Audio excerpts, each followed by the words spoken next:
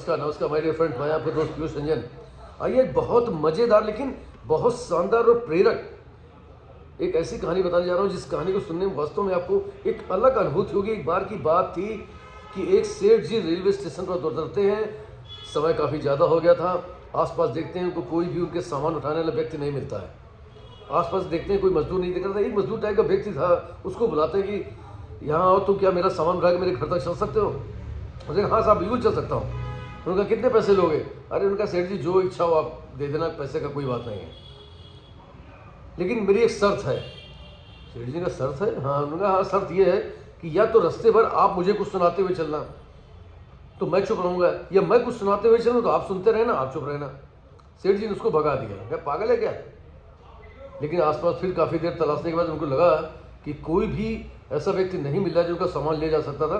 तो पुनः उसको आवाज़ दी। वो तुरंत दौड़ के आया। उसने कहा हाँ सेठ जी, क्या मेरी शर्त मंजूर है? सेठ जी ने कहा हाँ तुम्हारी शर्त मंजूर है भाई, चलो सामान उठाओ। उसने सामान उठाया। उसने कहा सेठ जी आप मुझे सुनाते हुए चलेंगे या मैं कुछ आपको सुनाऊँ? सेठ ने कहा रहे तो ही सुना। अब उसने अपना सुनाना शुरू किया। लगभग 500-600 मीटर सेठ जी का घर था। वो सुनाता हुआ चला गया, अपनी बात कहता हुआ। और जब वहाँ पर उनके आंगन में जाकर सामान रखा, सेठ जी ने उसको जो पैसे दिए उसने सहर्ष स्वीकार कर लिए। बस उसने ये कहा कि सेठ जी जो मैंने आपसे बातें कही क्या आपने ध्यान से सुनी? सेठ ने कहा मुझे यार अपना काम निकालना था, मैं तुम्हारी बातों पे गौर नहीं कर रहा था। उसने कहा आपने बहुत बड़ी जीवन की गलती कर दी सेठ जी, कल शाम के 7 बजे आपकी मृत्यु होने वाली है और आपने मेरी बात नहीं सुनी, ये बहुत बड़ी गलती कर दी। सेठ को क्रोध आ गया। सेठ ने कहा क्या बदतमीजी वाली बात कर रहे हो, यहाँ से भागते हो या तुम्हारी पिटाई लगाऊं? तो उसने कहा सेठ जी मैं यही खड़ा हूँ, आप चाहे तो मेरी पिटाई लगाइए चाहे मार लगाइए, भगा दीजिए, लेकिन मुझे इस चीज़ का कष्ट है कि आपने मेरी बात ध्यान से नहीं सुनी। अभी भी मेरी बात सुन लीजिए, कल शाम को 7 बजे आपकी मृत्यु हो जानी है। अब सेठ जी थोड़ा सा ठिठके।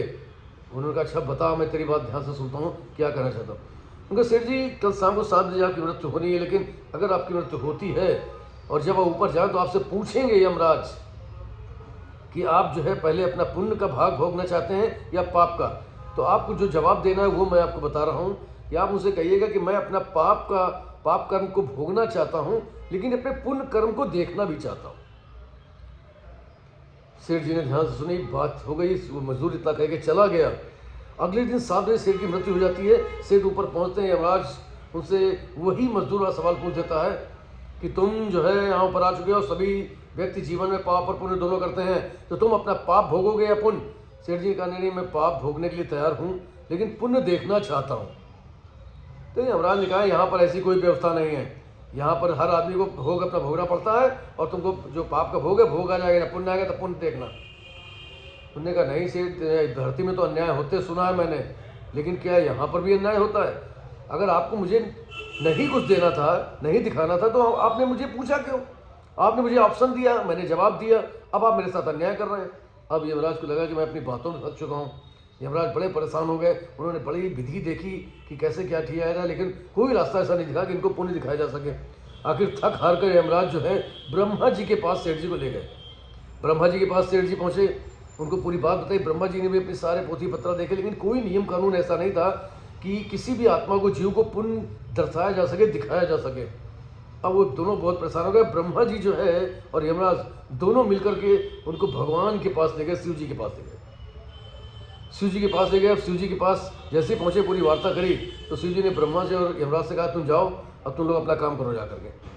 और सेठ से कहा सेठ तुमने जो है, धन है वो गुरु, मजदूर के रूप में तुम्हारे पास आया और तुमको अपनी 2 बातें बता के जिससे तुम्हारा जीवन धन हो गया।